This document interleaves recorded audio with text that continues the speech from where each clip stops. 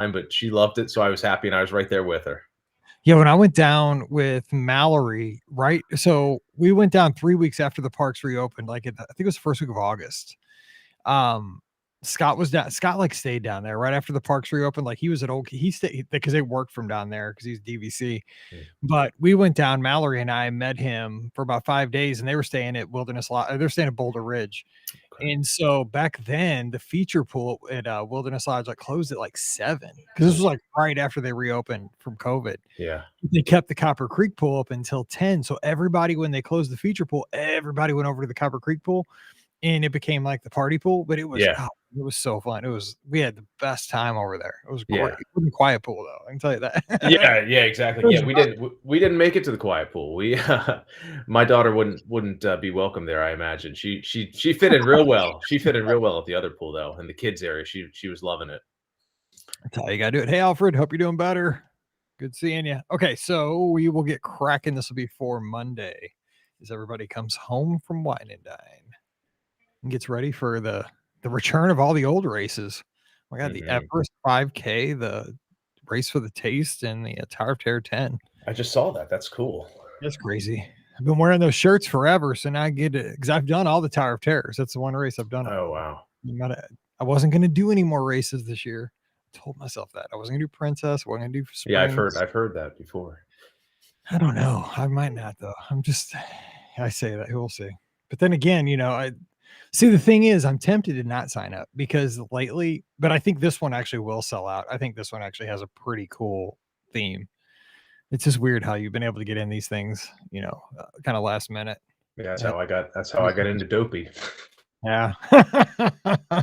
Scott's in Dopey. He's like, I don't know if that's a great idea. All right. I told him, you got a couple months. You'll be fine. All right. Let's see. We got 1993. All right, here we go. Dog sleeping, so we should be pretty good. Welcome to episode 1993 of the Be Our Guest Walt Disney World Trip Planning Podcast. I'm your host, Mike Rallman from BeOurGuestPodcast.com and one of the senior agents over at the Magic for Less Travel. Happy Monday to you. And what's that I hear? Oh, that's the bling. The bling is back. That's right. It's all that fake metal clinging together from the Be Our Guest Podcast Lizards and all the Run Disney participants over the weekend down at Walt Disney World who took part in the 5, the 10, and the half over the Wine and Dine race weekend. Hope if you went down, you had a great time. That's what it's all about. Maybe you got a couple of extra souvenirs like a blister on your third toe or a shin splint that you just, it's Monday morning, you're heading off to work and you're like, you know what? It's cool to walk into work after a race weekend with a limp. Everybody will ask you about the races and you'll look awesome. Not just wearing the medal into work, which is acceptable. Do it. Kind of look like Flavor Mr. T. You can wear them all too if you did the challenge, but do whatever makes you happy. But hey, celebrate those victories, and we're proud of you. So everybody who ran this weekend, congratulations. Safe travels home if you're still down there. And today we're heading back. We got a trip report for you to get you out the door and down the road. And we're headed to Pennsylvania today with Chad. Chad, you were down there. I was down there. Hopefully we had a great weekend because we're recording before we took off. So what's going on? I was down there. Yeah. I hope to have one of those medals clanging around my neck, and I will wear it into work. I work from home, so that shouldn't be a big issue. But yeah, I can't wait. I'll be staying down there too. So you're doing it right. Like you have a nice long vacation. I'm kind of, it's one of those race weekend trips, in, out races back home, which is, nothing wrong with that. But so what do you have on the agenda for not only being there for Wine and Dine races, but what are you doing coming up this week? Because your week's definitely beating mine. Yeah, so we're actually, we're gonna this trip. We got real lucky because this is a rescheduled trip that we were supposed to do a year and a half ago, but like everyone else, got canceled because of COVID. So we just scheduled it, and I was hoping that Wine and Dine would be coming back this week. Lucked out. I didn't look promising there for a while, but we lucked out. So I'm going to start off the trip with the Wine and Dine with the half marathon on Sunday, and then we'll be there for another 7 days or so after that with the family. Got our kids, my grandparent or my parents coming down, their grandparents. So it's going to be a lot of fun. I mean, we just got annual passes. So we're going to be going in, spending some time in the parks, coming home, taking lots of naps, giving the kids lots of naps and just taking it easy, really. You know what? Naps at Walt Disney World can be the best naps ever. And I'm not just talking for the 3-year-olds. I'm talking for the, folks like us too. And let me say, I love hearing that, these trips that were delayed by COVID, not canceled, but delayed. I hope that those trips always turn out even better than the trip that was originally scheduled. I hope that it's, that trip that was originally scheduled was going to be great, but maybe you have something a little better now that you've had time to wait and kind of put things together. So do you have anything scheduled, or is there anything a little bit better with this trip that maybe you wouldn't have done, with the previous trip that did get canceled? Well, one thing's for sure, we'll definitely appreciate it a lot more, True, because we'd true. been going every year and we loved it, but, you don't know what you have till it's gone, and we missed it for a long time, so we'll love that. Our daughter's now she's almost 4, so she's kinda getting into that prime age for this, and she would have been about 2.5.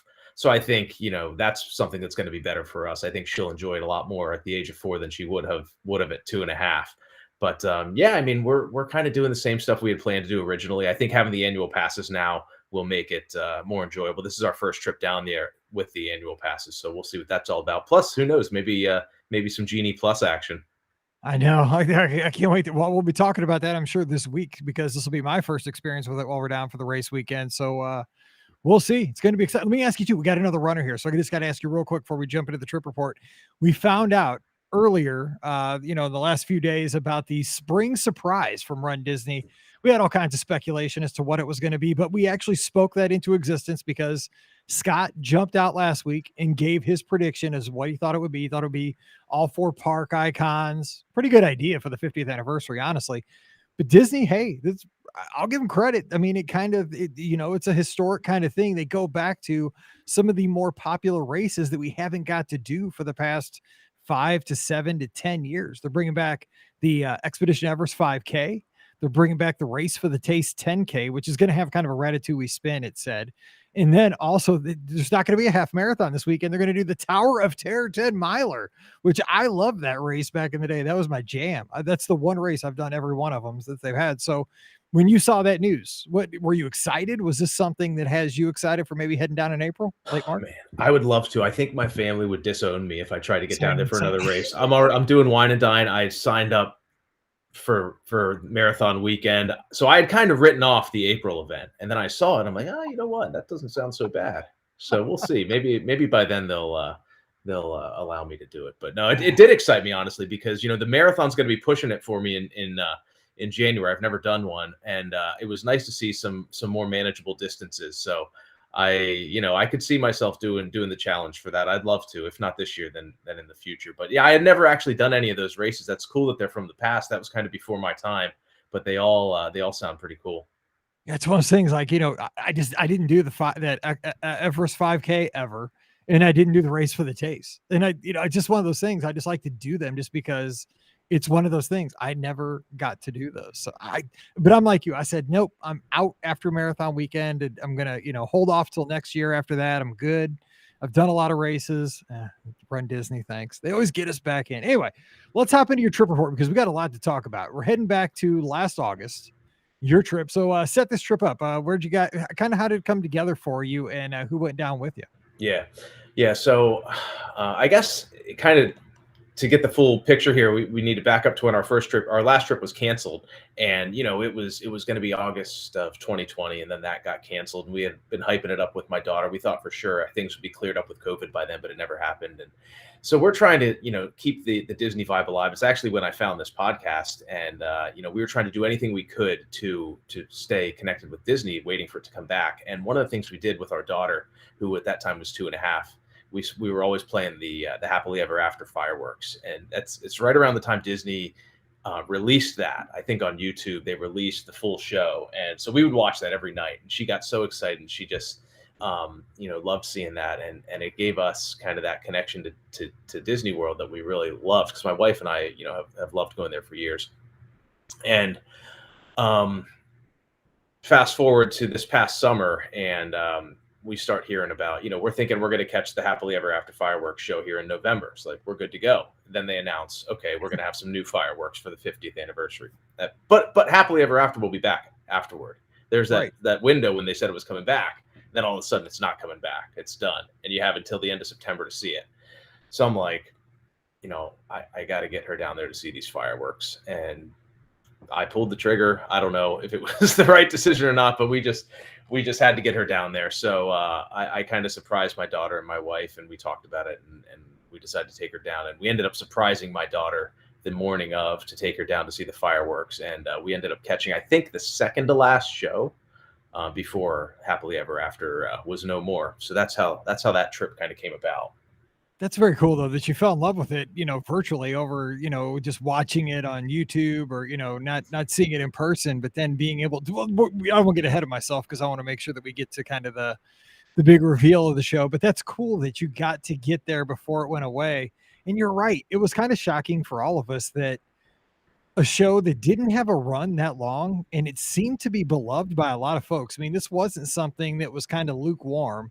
Like right now, and again, I don't know how people feel, but I mean, I think Harmonious at this point is kind of getting a lukewarm reception. Some people are kind of hot on it, some people are cold on it. I don't know how it's going to go 5 years from now. We'll see kind of how things, maybe you got to see it a few times, kind of fall in love with it. But I think Happily Ever After was kind of universally loved, like a Wishes. And then all this was gone. Yeah, I mean, it's like you always say, or maybe Scott says it as well, but like it's kind of the show, the fireworks show that you enter your Disney fandom with, and you kind of grow up with. And my wife and I had seen it. Now, we had been going to the parks a while before, but it was really during this last 5 years or so that we really started connecting with the parks and falling in love. And I think maybe that's why she and I had such a bond with the fireworks show. And then of course my daughter just with over during COVID, but yeah, it was sad to see it go, and seeing the reception while we were there on property for the last couple of days. It was pretty cool to see the emotion that everyone was feeling during that time. Yeah, my daughter still plays it to this day. Every night when she takes a shower, she plays it on the Amazon Echo that's in the bathroom. Mm-hmm. I hear her yelling at it. It's like, because I mean, that's what she always watched. She's 13. That was like her prime years at the Magic Kingdom. That was her fireworks show. Now, see, I associate Wishes because that was Pages, but anyway, Let's talk about the mechanics of the trip. So you surprised her. Mm-hmm. God, I couldn't keep a surprise to save my life. Like if somebody said, okay, you can't tell your family till this weekend. I couldn't keep the secret for a week. There's no way, but you did it. So how does this all come together and you guys head to the airport and fly on down? Yeah. So part of my favorite things about traveling anytime, but also especially to Walt Disney World, is the anticipation and the lead up. And I was like, do we really want to rob her of that? Like, it's going to be so much fun. And I'm like, well, we're taking her in November, so we'll anticipate that trip. This one could be a surprise. So I don't know how we did it. We're neither of us are good at surprises, my wife or I, but we managed to pull it off. And we go in at 5 a.m. and wake her up and kind of shake her, and we're like, hey, Camber, do you want to go to Disney World or do you want to go to school today? And then it took her a minute to figure it out, and that's become one of her favorite lines since then. She's like, Daddy, ask me if I want to go to Disney World or school today. I'm like, well, I'll ask you, but we're not actually going. But yeah, so that was fun, and then it was cool seeing her slowly realize what was happening. And she was groggy, 3.5-year-old. We kind of prepped herself like she might not react how we want her to, but she was thrilled and so excited about it. And then my wife's mom came over to watch our other child, while we took her to the airport. And it was just a pretty cool thing for her to do that. I get emotional looking back at it. I had 2 daughters. Yeah. Oh yeah. This is why we work so hard every day, is to spoil our daughters with special moments like this. Because I'm telling you what, if you're a dad of daughters, Disney had that commercial that was on right before COVID.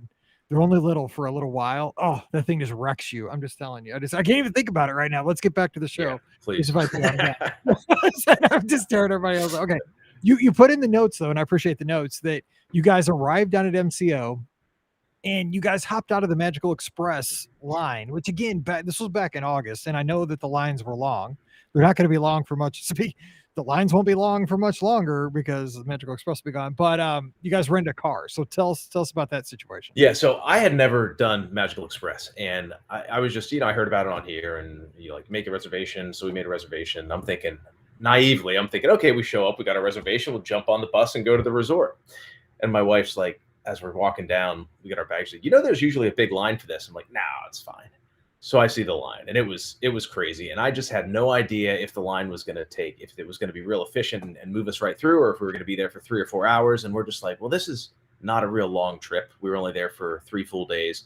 So I'm like, let's just, see if we can come up with another plan. So I jumped on the Enterprise app and was able to get a car pretty quickly and a car seat rental and things like that. So we ended up doing that, and I'm happy we had it.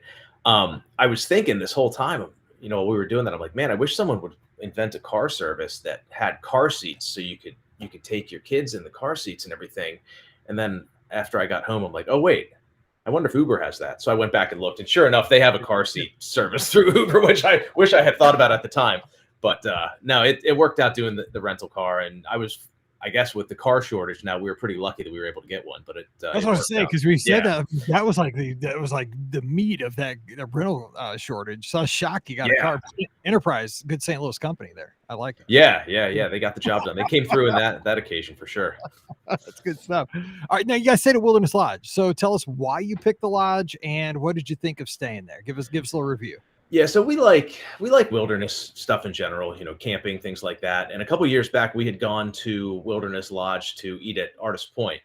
And it was my daughter's first trip down there, actually, when she was about 18 months. And my wife likes it because she's into the princesses and all that stuff. So we had eaten there, and just being on the resort there, we saw how cool it looked. And we're like, if we come back, we'd like to stay here at some point in the future. And this trip just came together so quickly, and our first choice was Wilderness. And we had never spent a lot of time on there. We hadn't eaten anywhere other than there at Artist Point, which ironically was closed on this trip and still is, I guess. But yeah, so that's why we picked it. And I mean, we looked at a couple other places, but I don't know if we got a good deal on it or not. But I think we looked at Poly.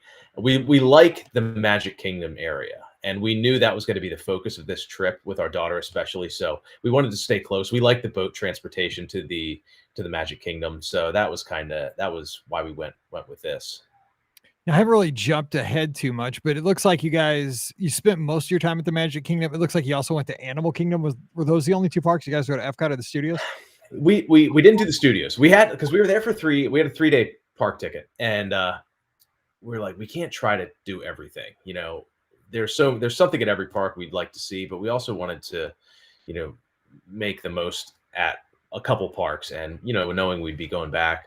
So we didn't do Hollywood. We did a quick stop at Animal Kingdom, and then we were hoping to spend some more time at Epcot, but for another reason that maybe we'll get into, we didn't end up spending a lot of time there. We did have dinner at Epcot the one night, and we managed to get her on the Frozen ride, Frozen Ever After, and that was obviously the top of the list thing we had to get done at Epcot. So we did check that box, but that was it. So we've got a lot to make up for, a lot more to do when we go back, but including Hollywood Studios, getting her to the Frozen sing along and all that stuff. Oh yeah, I even enjoy that. I enjoy it because there's like an energy in the theater. Like everybody's having fun. Like the adults are chuckling at some of the over the top of the kids' heads jokes and the current events kind of stuff, and it's just fun. That's an underrated show. We saw it twice this summer. It's awesome. And I was the one that wanted to go back the second time. It's a cool atmosphere. Yeah, I'd seen it once before, and I don't think I appreciated it as much as I will this coming time. Hearing a bunch of other people's kids singing is not quite as, I won't appreciate that as much as hearing my daughters. Now, you did mention in the notes that, and this is something that we say time and time again, but I think everybody has to kind of see it happen because you don't think it's going to happen to your child. And it is that lesson of, you said you had 3 days, right? You have a short trip. Like you're like, oh my gosh, we have 72 hours. We got to get as much done as we can. You kind of you're like, we're just going to power through. But when you power through, you kind of pay the price, right? I mean, did that happen on this? Do you have a day like where you're like, we should have gone back, taken a nap and just, maybe slow down a bit? Yeah, the first day, for sure. And the second day, quite honestly. But I mean, you're right. You think this isn't going to happen to me. And for some reason, we thought we could wake our daughter up at 5 a.m, fly to Florida and do a full day at the park and then cap the night off with the fireworks. And that makes me feel like I'm just dead tired right now. That's too long of a day for me. I mean, I can't. No way. And I think we naively thought that she would fall asleep in the car on the way to the airport, right, and then maybe sleep a little bit on the flight. And no, there's no way that was happening. So yeah, we got down there. We got to Wilderness Lodge at about noon or so.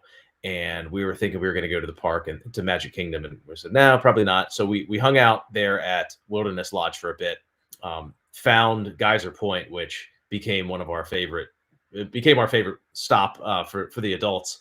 on this trip, and we got a nap, and then we went over to Magic Kingdom, and it all worked out.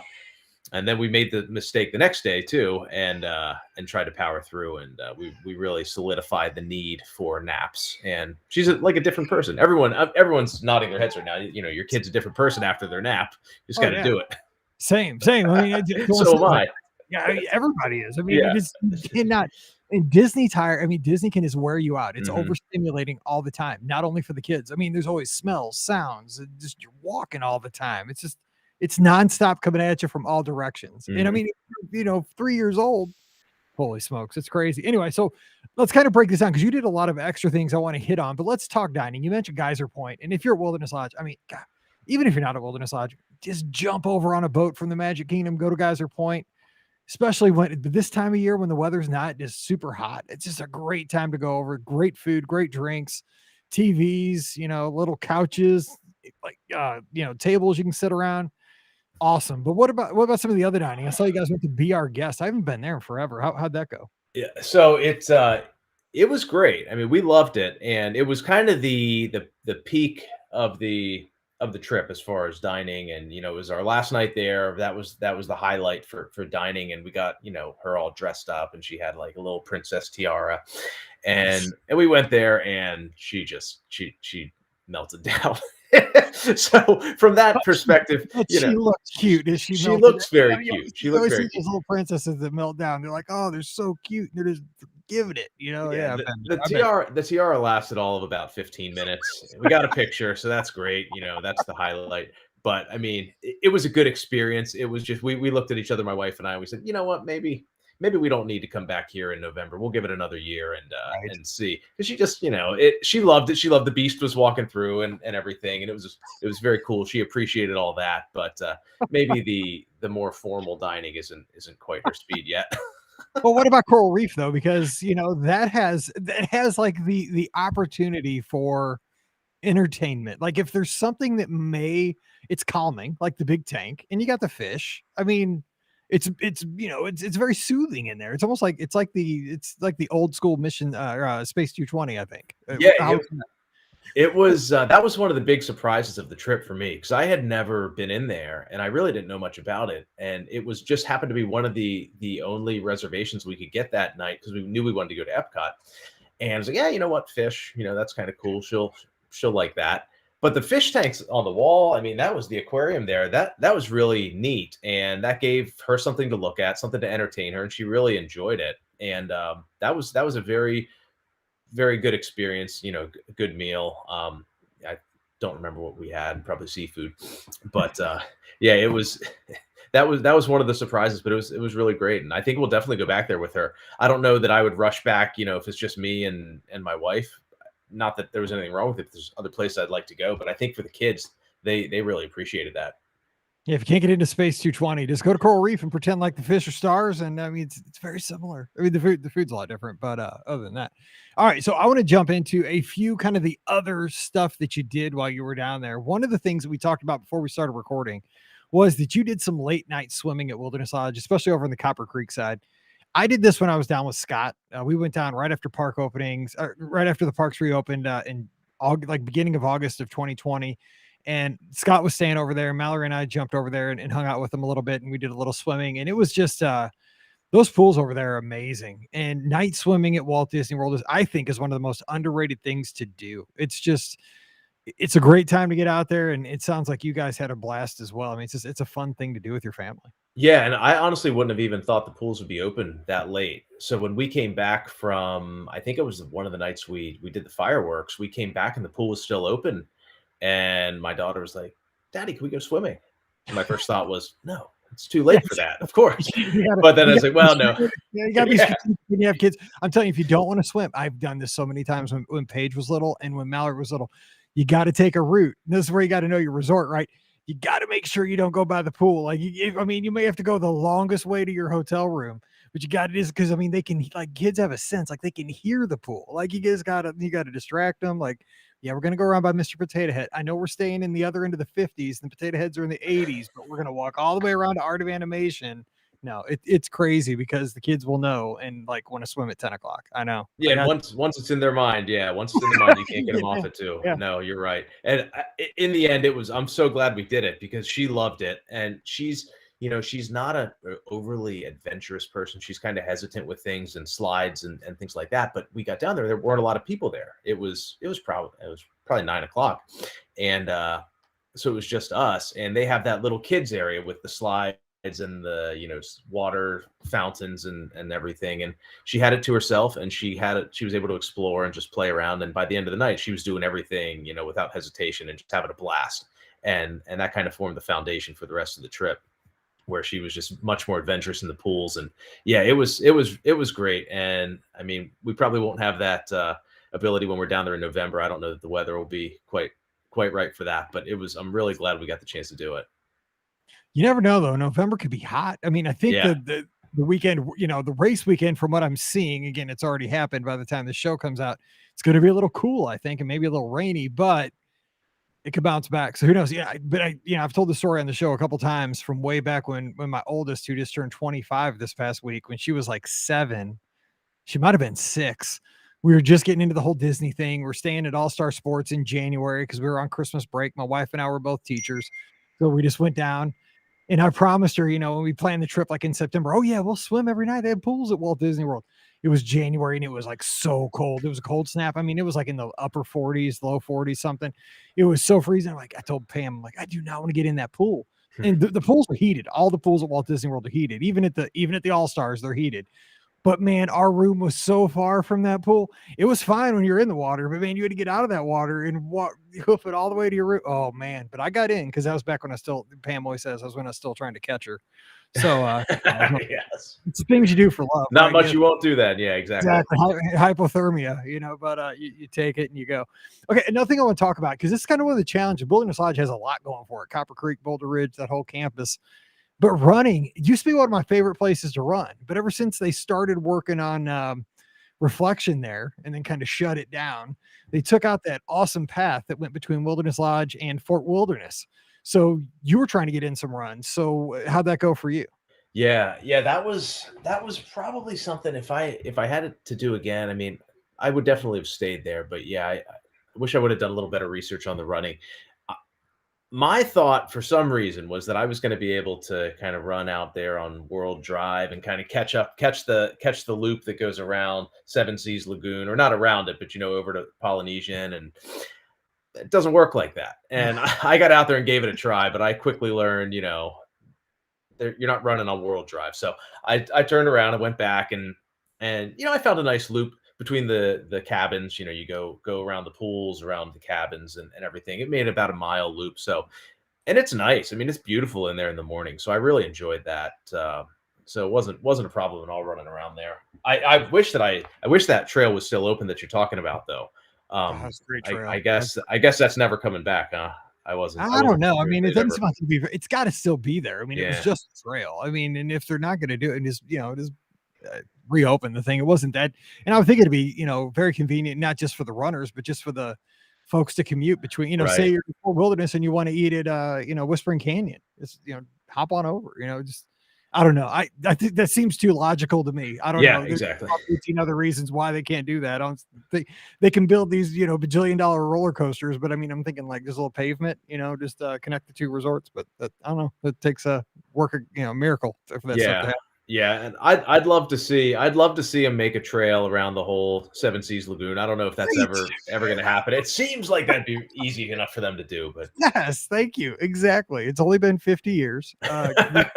Can we not get a sidewalk? I mean, come on now. Yeah, exactly. But you're right. I mean, even if you got to do it, your resort, whatever resort it is, and most resorts have a good running path of a couple of miles, but I mean, I'm nuts, but I run a little quarter-mile loop every morning, like 50 times. So you will survive on your vacation if you have to do a mile loop. You'll make it. And it's beautiful everywhere you go at Walt Disney World. So You'll hang it. Let's talk about when you went over to the Magic Kingdom, because you said you had a magical moment. Yeah. It's Seven Dwarfs Mine Train, where a cast member really took care of you guys. But just in general, before we get to that story, how was it at the Magic Kingdom as far as attractions and shows and, just your daughter's reception to everything? Because it seems like that would really be her thing, especially at that age. Yeah, it definitely was. And they didn't really have character sightings or much going on at that point, or meetings at all, I don't believe, which was okay. I mean, we want her to meet the princesses, but like I said, she's not super adventurous. She in theory she wants to meet the princesses, but once she gets up close to them, she's a little standoffish. So we'll give that some time. But yeah, she loved the show. She loved the I guess the cavalcades or whatever they had, where it was you could see some princesses or Mickey or Minnie on the floats. So she enjoyed that. The rides, she really got into any of the, like your Small World, your Peter Pan, Little Mermaid. She really enjoyed those. She really ended up doing something that really surprised me. And it kind of gets into the magical moment that you're talking about. But we were moving from Little Mermaid over toward, I think we were gonna go have some dinner over at Pinocchio's, and we were walking past the mine train. She said, "Hey, wait here a minute. I want to watch this. I want to see this." So she was watching the mine train. I'm like, okay, cool. So my wife and I are looking at each other like, yeah, we had talked to her about it. We had watched pretty much every ride on YouTube videos before we went down there, just showing her because she likes watching those. And so she knew about the mine train, but she was watching it in person for the first time. And we see the train come down the hill and people screaming, and she looks at us and she's like, "I want to do that." We're like, "No, you don't."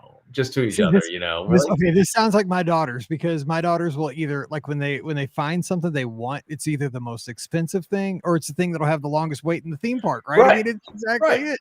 That's totally my story. Yes. Yeah. So we knew he's like, you don't actually want to do that. That's way too scary for you. And we're not saying this to her, but and we know this is going to have like an hour wait, and we don't have time for that right now. But this guy stand up against the rail. We didn't realize he was a cast member. He looks over at us and says, "You want to do that?" to Cambry, to our daughter. And she's like, "Yeah, I want to do that." He's like, "Okay, follow me." So he leads us through the fast pass line. And I don't know if they had I don't know what was going on in the fast pass line at this time, back in September, but he leads us through. The whole time my wife and I are looking at each other like, what is she going to do on this ride? She's going to lose her mind because she's not adventurous like this. But we went through the line. We got in the train, and we're just we're just like crossing our fingers this whole time. And it was awesome. I mean, it was such a cool thing for him to do. I mean, it was very cool, very unexpected. And sure enough, we get on the ride. She's a little nervous getting on with the lap belt and everything at the restraint, and we start going. And as soon as it starts to pick up speed, she's just screaming her head off. And I was sitting behind them. My wife and her were in front of me, and I was behind them. And she's screaming for the first half of the ride, and all of a sudden she yells out, "I'm not screaming because I'm scared. I'm screaming because it's fun." That's awesome. That made me smile so much. And, by the end of the ride, she had enough. She was like, "Okay, is it done? Is it done?" But she had a blast. And, we'll see if we'll get her on there again anytime soon. But, not having to wait in line at all. We waited a minute maybe for that ride, and to have that experience was such a cool thing. Well, that'll be the true test if she asks to ride it again while you're down there. Yeah. It's like, that'll tell you if she really enjoyed it, like deep down, like, "Oh, I want to do it again." Or if she's just like, "Yeah, I don't think so." This time. But when I hear those kind of stories, that makes me happy, because really, what did that cost Disney? Nothing. It's one of those things, though. You're talking about it months later, and it's something your daughter will remember, your whole family will remember forever. And it's just, and I'm sure that cast member, it's a lot better for that person to have that opportunity to do something like that, rather than, like you said, just kind of guard a fence, like, hey, make somebody's day for that half hour. That's cool. That's awesome. For sure. Yeah, it's so cool, because you never expect something like that to happen. And you hear other people talk about their magical moments and stuff like that. And you think, "Oh, that's cool," but that doesn't happen for me. But yeah, it definitely did. And that was memorable forever, for sure. Okay, let me ask you one more thing before we get to the highlights. I got to talk about the first time she got to see Happily Ever After before. That's kind of how I want to wrap up the show. But I got to talk snacks. You guys were down there. Did you guys have any good snacks? Because I'm thinking about what I'm going to have this weekend. Oh, man. You guys go to good snacks. So yeah, what did we have? So she really wanted to get some ice cream. So I think the most memorable snack that we got there, we didn't get any of the real picturesque, Instagram worthy snacks that they're doing right now. I'm sure we will, but we didn't on this trip. And I think the highlight for snacking was that that last night we were there, after we had eaten at Be Our Guest actually, and they gave you a nice big dessert platter. But we're walking to the fireworks, and she wants ice cream, so I ran and got her some ice cream. I can't remember the name of the place, but it's right on the corner across from Casey's. The Plaza. The Plaza. Yeah. Yeah. So we had gotten our spot for the fireworks for the last night, and she wanted ice cream, and we didn't have much time. So I was like, there's a good chance if I go to get her ice cream, I'm not making it back. But I risked it. I rolled the dice. I got back there, and I did make it back in time. And she had her ice cream. I think she got some cookies and cream from there. I think next time we go down, we might have to get the ice cream that comes in the Mickey Ears bowl. That big bowl. Yeah, I think you have to do that. Yeah, my goal is to get that. I always get it from the Plaza, but I got to get the one in the bathtub, the Uncle Orville ice cream for the 50th from the Carousel of Progress. God, I can't believe I forgot to get that I was there the 50th weekend. It's got to do it. Busy, totally forgot. So we'll see if I have one here next week. Anyway, all right. So, kind of to wrap this up, the whole point of this trip was to get your daughter down to see Happily Ever After before it goes away forever. So you've kind of built up to this. You got to see it a couple of times. So what was it like? Because as a dad, right, this is kind of like, it's one of those moments you want to give this to your daughter. And so you had been, you planned the trip, you'd gotten her up, surprised her with the trip, put this all together logistically. How did it come together? Was it jaw dropping for her? Did she enjoy it? Did it live up to the expectation? Was it worth it? What'd you think? Yeah. So, that was, like you said, that was our goal. If we only did one thing, it was going to be seeing that show. And, it's a little risky because the weather, it could get canceled. We only had 3 nights. And I'm like, we are going to do this. I'll open it right now. We could ask her. We could ask her herself. Yeah. Right. You're just right in. Did you like the fireworks? Okay. Yeah. So yeah, she did like it. And, so we got in there Friday night, and that was our goal. We did get to see the fireworks show that night, and we didn't have the best spot. So when we had come through, they were kind of shutting it down, and the cast members, they were kind of redirecting us out to Main Street, so we had to go wrap around. I'll get you ice water in just a minute. That's my ice. Oh yeah, you can have my ice water. Trust me, I'm a dad. I know how this goes. Hey, the dog behaved, So we wrapped around back to Main Street, and we were back a little farther. I was a little disappointed with where we ended up, but it was a great show. And honestly, I wasn't even interested in watching the fireworks. I was watching her the whole time and her reaction, and just the chills that I felt that time watching her, and her eyes lit up, and her face, seeing the fireworks reflect off her face while she's just, looking at her favorite parts. And, it was absolutely worth it. I'm so glad we did it. And it was something, a memory that we're going to have forever. And, that we'll be able to look back and tell her about, and, hopefully she'll remember it, but you never know when they're 3.5. But yeah, I think she will. It's one of those things that it's almost like an emotional thing, though. She might not remember the details, but she'll remember like there was a fireworks show, the daddy, we all went down for, we saw. And it is one of those things that it is so cool to, because I remember I saw it the last time. I didn't get to see it in the park, but I was down, we were going on that cruise, and I got to go with Paige and Mallory. We got invited on a media thing, and we were staying at the Grand the night before. And so we didn't have park tickets. And so we just watched it from right out in front of the Grand Floridian Cafe. And I knew that was my last time getting to see it. And I knew Mallory loved it. Paige, she liked it, which was kind of her thing.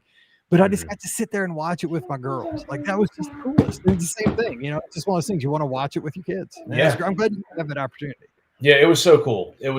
And then, on the second time we got to see it on the last night of our trip, we did end up with amazing spots right there by the partner statue, and just watch, it was so cool to have a good spot for the last night and everything. And it was cool. And she's still, now it's, when she asks for it, it's like, can we watch the old fireworks show? And that's kind of like a dagger. I know. It hurts. Yep. And the new fireworks show will be good too. I'm sure, we'll see it, and I'm sure that we'll all love it, but that's always going to hold a special place in our hearts. And and definitely something we'll watch. And hopefully every time we watch it on YouTube in years to come, it'll bring those feelings back and everything for all of us. I agree. I think she'll really like Enchantment. I think that's a great show at the Magic Kingdom. I think she'll like it. Just the music for Happily Ever After. So, Yeah. Oh yeah. Yeah. hey, I appreciate you coming on and sharing this trip report, and I really appreciate her jumping in here because it gives some life to this trip report. It makes it different than doing this for 13 years. You got to do something to mix it up. This has been perfect. So, Chad, thanks for coming on. I sure appreciate it tonight. Thank you very much, Mike. All right. Well, don't forget today's show brought to you by our friends over at Park Snacker. That's our new sponsor, parksnacker.com. We talked about snacks. We have ice cream. But you know what? There are all kinds of snacks down at Walt Disney World. If you need to get ready for your next trip. Yeah, I'm just going to cut you loose. I'm going to do the ad read at the end here, okay? I'll just text this on at the end. All right. Thanks. I appreciate it, bud. Thanks, all right, Mike. take care. Talk Thank you. All right. Bye-bye. Bye.